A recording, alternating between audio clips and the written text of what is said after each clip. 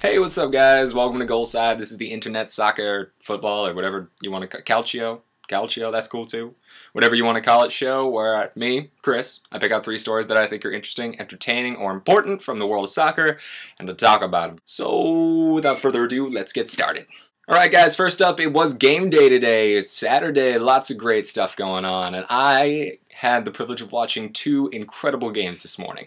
The first game I watched was the highly anticipated rematch between Liverpool and Manchester United. Everyone knows about the Patrice Evra, Luis Suarez tension going on, and the match did not disappoint. And the other one that I got to watch was Everton's 2-0, I wouldn't call it a thrashing, but it was definitely a very convincing victory over Chelsea. Alright, let's start off with the Manchester United-Liverpool game. Things were pretty even for the first half, and then, second interval, 10 minutes in, it was the Wayne Rooney show. Rooney popped in 2 quick goals, 2 very, very good goals. His first volley was awesome, and then the Danny Welbeck layoff, the second goal right through Reina's legs. Classic Wayne Rooney. In the 80th minute, however, Luis Suarez got one back. Charlie Adam fired in a free kick, and Rio Ferdinand was nice enough to trap it down with his thigh just so Luis Suarez could poke it past David De Gea.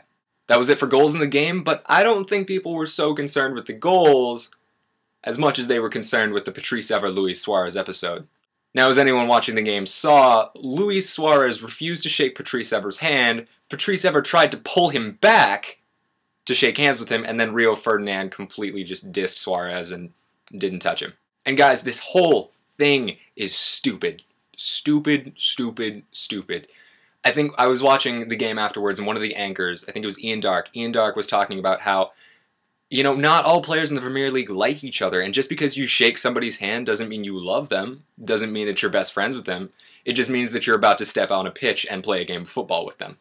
And I can understand why Suarez is a little angry just because he was banned 8 games for a crime where the only evidence was some footage from the game and Patrice Evra's sterling opinion. At the same time, Suarez should have been a little smarter than that. He should have known that doing something like that was probably going to provoke just about everybody in the stadium. Suarez, you really think that's going to go down well? You're at Old Trafford. You're in the theater of dreams. Everybody there is a die-hard United fan. And you think not shaking their captain's hand is going to go down well. I don't care how tough you think you are.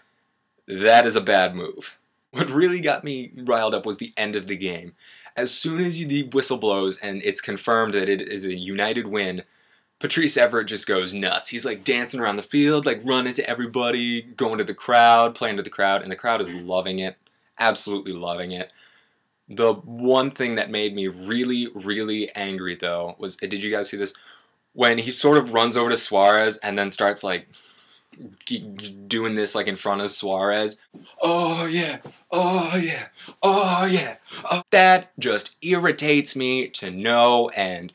Patrice Evra, you had already proven your point by having your team win the game, bro. Be a little classier than that.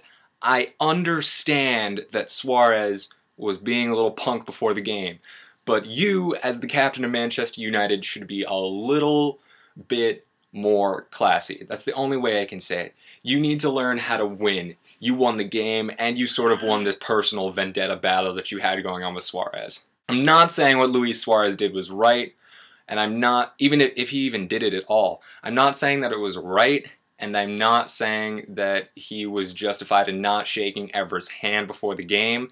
At the same time, Evra probably should have handled that a little bit better. Next, we move on to Everton and Chelsea. Everton, of course, beating Chelsea 2-0. Credit to Steven Pienaar and Dennis Strachan for getting the 2 goals of the game. Steven Pienaar scoring within the first 5 minutes, and then Strachan getting his goal about halfway through the second half. Chelsea having long spells of possession and threatening every once in a while, but never really being able to match the physicality of Everton's game, plus not being able to defend on the counterattack. Guys, I have to say I'm happy about Chelsea losing because Chelsea were in 4th place. Newcastle lost today to Tottenham. Tottenham cleaned Newcastle up, and you know what that means. Arsenal moves into 4th place on goal differential. Ah, yeah. Oh, so many Tottenham fans are so angry at me right now. Negative energy from White Hart Lane coming my way. Anyways, moving right along. If I missed any other games, guys, I definitely want to hear about it. Let me know in the comments down below. But we move on. Next, this week saw the resignation of Fabio Capello from the English international coaching position. Fabio Capello, of course, stepping down over a misunderstanding between himself and the FA over John Terry's captaincy. The FA, of course, going right over Fabio Capello and taking the captaincy away from John Terry. That is absolutely unjustified. Never should a football association ever strip anyone of captain or mess around with a team in any way, shape, or form without consulting the coach. You hired the man for a reason. Let him do his job. And to be quite honest with you, I think if the FA had talked to Fabio Capello and had a very serious conversation with him over the captaincy and about John Terry's little run-in with Anton Ferdinand, Fabio Capello he's not a crazy guy. He's not absolutely insane. I bet you they would have seen eye to eye, and I bet you everything would have been fine. Not only are they losing a great tactician, but they're also losing their coach a couple months before the European Championships. This could be a problem for a side who are under heavy pressure from the English media and the English public. When you are under so much pressure, it usually doesn't help to change routine, especially changing coaches. Coaches have different philosophies concerning the game, and changing your philosophy only a couple months before a huge international tournament may not be in your best interest. Actually, it's not only may not be in your best interest, I promise you it's not in your best interest. Now, there's been much speculation as to who's going to take over for Fabio Capello. Everyone's odds-on favorite is Harry Redknapp, as the English media, the English players, and the English FA want to see an English coach in charge of the English international team. Redknapp is a good coach, and he does speak the English language. The English FA, the English public, and the English media also are big fans of his. But I want to know your guys' opinion. What do you think? Do you think it was right of the FA to completely undermine Fabio Capello's authority and take away John Terry's captaincy? Alright guys, and the last thing that I want to talk about is the Barcelona-Real Madrid La Liga title race. I know I talk about these guys a lot, but I do think it's kind of important seeing as everybody's predicting them to be the two soccer superpowers for 10 years to come, so I definitely want to keep documenting their progress. Today, Barcelona lost to Osasuna 3-2, and I'm worried, because last year, these guys were the team to beat. They were absolutely fantastic.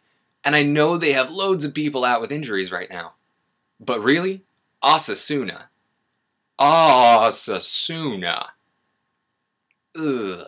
This means that Barcelona are now 7 points behind Madrid in the standings, and if Madrid pick up a win tomorrow, they'll be 10 points behind Madrid. And here's a question that I want to pose to Madrid fans. If you win the league without ever beating Barcelona, is it really the same? Being a Madrid fan myself, I think it'll be sort of an empty victory if we don't stick it to Barcelona at least once this season. Now I'm interested to see what you guys think. This time last year, this Barcelona team was being touted as the greatest in history. But really, can they still be considered the superpower that they were if they're dropping points to teams like Osasuna? I don't know. Let me know what you guys think, definitely. I want to hear about everything that you guys have to say, because everybody has an opinion when it comes to this subject, believe me. Clásicos are the quickest way to start a fight among football fans. In any case, I think that wraps up our show for today, guys. I'm Chris, this is my room, this is Goal Side, and I will see you later.